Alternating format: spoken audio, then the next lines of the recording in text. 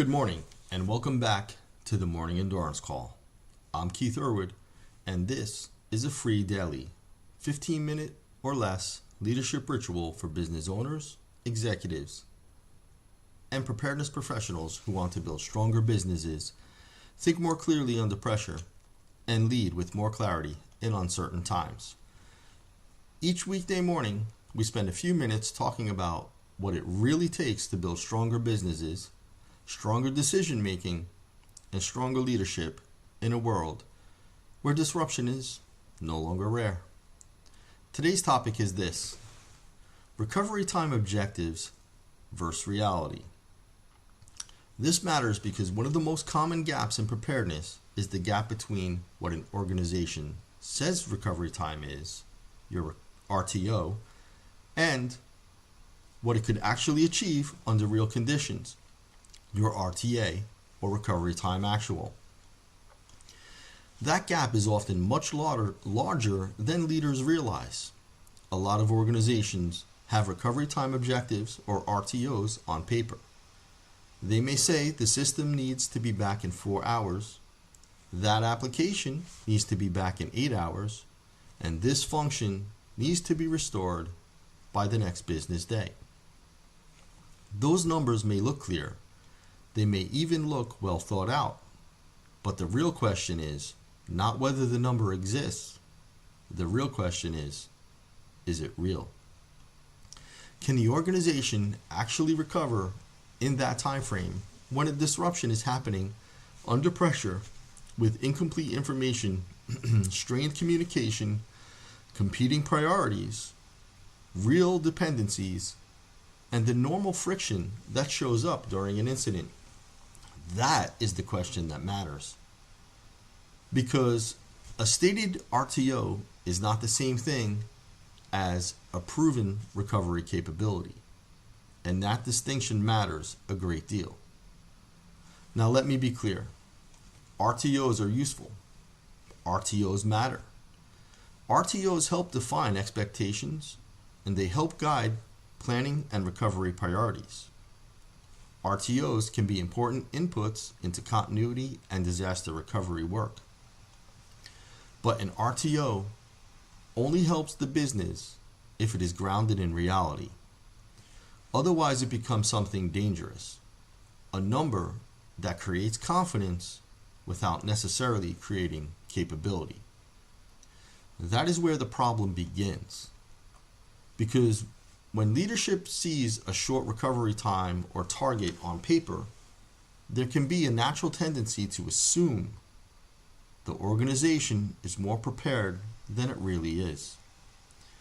And if that assumption goes unchallenged, the business may be carrying much more exposure than it realizes. This is one of the reasons I often will say an RTO is only as valuable as the organization's ability to achieve it under real conditions. That should be the standard. Not whether the number sounds good, not whether it was approved, and certainly not whether it made it into a document.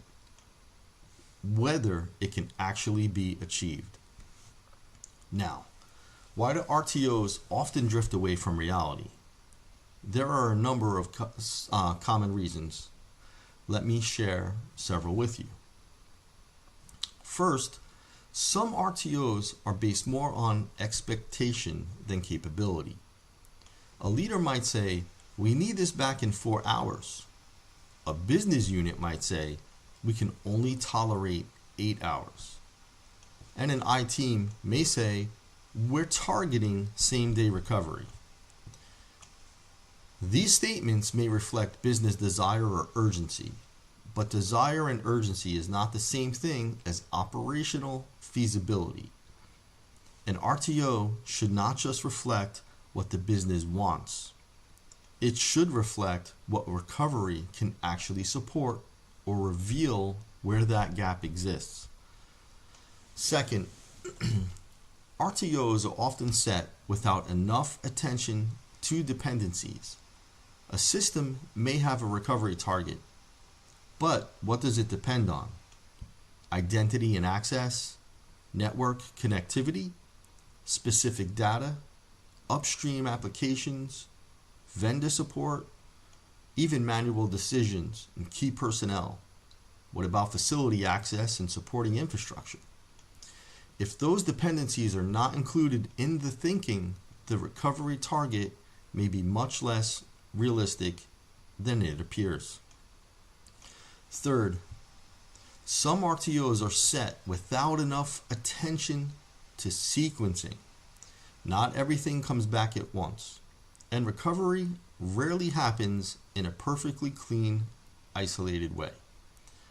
A system may technically be recoverable in 6 hours, but only if everything it relies on is already available in the right order.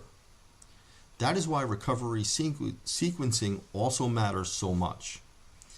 If the order is wrong, or if dependencies are slower than assumed, the actual recovery timeline gets stretched very quickly. Fourth, many RTOs are insufficiently tested, and this is one of the biggest issues. A recovery target that has not been exercised, challenged, observed, and validated is often closer to an assumption than actual demonstrated capability. Testing and training changes that conversation.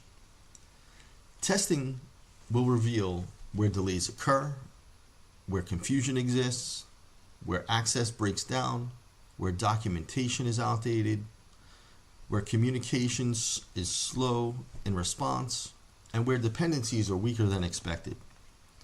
And, of course, where recovery timelines sound good until the real work starts. That is why testing and training matters so much. It moves the organization from theory toward truth. And fifth, RTOs can become disconnected from business consequence.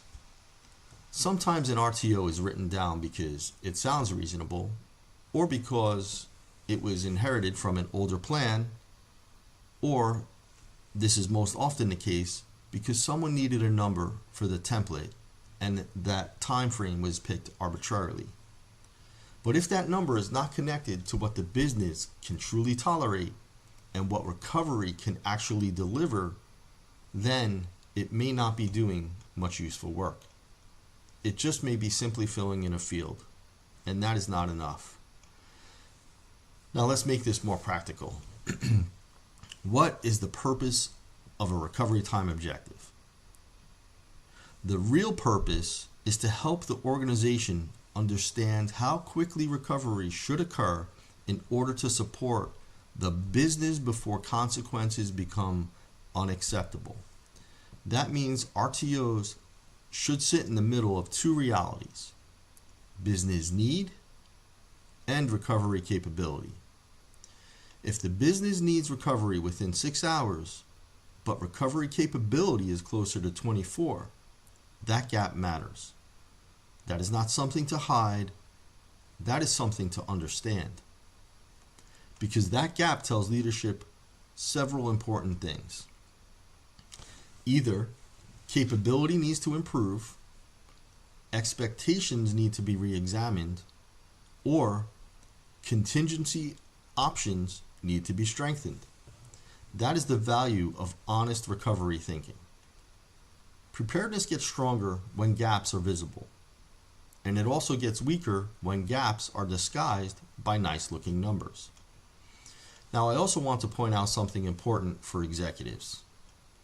A short RTO is not automatically a sign of maturity. Sometimes leaders feel reassured by aggressive recovery targets, but short targets only matter if the organization can achieve them with credibility. Otherwise, they simply create a false sense of security. And false sense of security is one of the most dangerous things a business can carry into a disruption.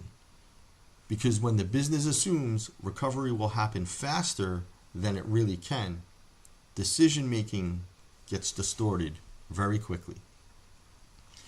Leaders may delay contingency actions, and customers may receive overly optimistic expectations again further hurting reputation. Operational teams may not have enough time to prepare alternatives, and crisis pressure increases when recovery takes longer than leadership assumed. That is why realism matters so much. A realistic recovery time objective is far more valuable than an impressive but unproven one. This also connects closely to maximum tolerable downtime. Maximum tolerable downtime tells you the point at which disruption becomes unacceptable, and an RTO should help the organization recover inside that broader tolerance threshold, ideally with enough margin to account for real-world fiction. That relationship matters, because if your RTO is already close to your maximum tolerable downtime and real recovery conditions introduce delay, the business may have very little room for error, and that is a leadership issue. It also connects to business impact analysis. A BIA helps clarify what matters most, how long the disruption can be tolerated, and what the consequences are. RTOs should be informed by that analysis. They should not flow independently from consequence, and this connects directly to endurance. Because endurance is the ability to continue operating, make sound decisions, recover intelligently, and keep moving forward under pressure over time. Honest recovery supports endurance. A business becomes more enduring when leadership knows where recovery capability is strong, where it is weak, and where assumptions need to be challenged before disruption forces the truth into the open. That is what makes RTO realism so important. An enduring business does not just declare targets. It works to validate them, trains around them, challenges them, and tests them. It also improves them. And when a gap exists, it addresses the gap instead of pretending it is smaller than it is. That is disciplined preparedness. Now here's a very practical leadership question. Are our recovery time objectives based on proven capability, or are they mostly based on expectation? That question can reveal a lot. Here are some other questions you can also ask. What has actually been tested? And what part of the recovery timeline is most uncertain? What dependencies are most likely to delay us? Where would business expectations be disappointed if we had a real incident tomorrow? What recovery assumptions are we most confident in, and why? And where are we relying on hope more than evidence? Those are strong leadership questions, because they also help move the organization from comfortable assumptions toward real preparedness. And that is the point of this work. Not just to sound prepared, but to become more prepared. So here's today's leadership takeaway.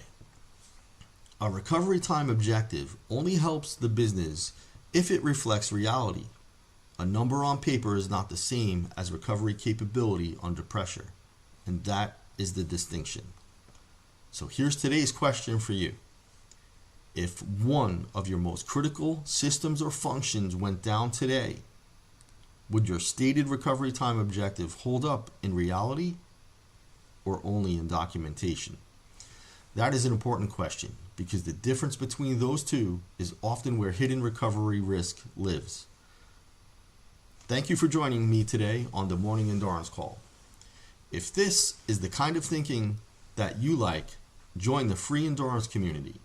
That is where I'm sharing additional resources, tools, live learning, and ongoing conversations for business owners, executives, and practitioners who want to build stronger businesses through preparedness, leadership, and endurance. The link is below in the description.